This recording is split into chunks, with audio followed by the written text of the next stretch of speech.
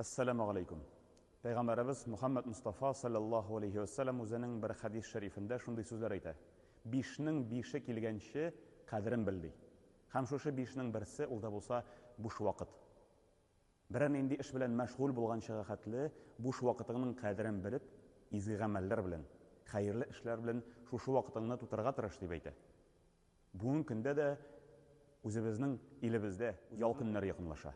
Shu vaqtlarni Allah subhanahu wa ta'ala yaratgan, Allah subhanahu wa ta'ala suygan amallar bilan to'llandirib, namoz, amal, ibodat, tuğanlarımız bilan, qardoshlarimiz bilan kurashu, xayrli ilm olib qolu bilan to'llandirga tirishik.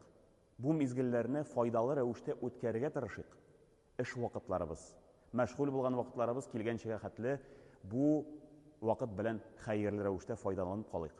Bo'sh vaqtlarimizni xayrli ravishda o'tkazib, Robbimizning rizolig'iga hammamizga erishishga nasib bo'lsin.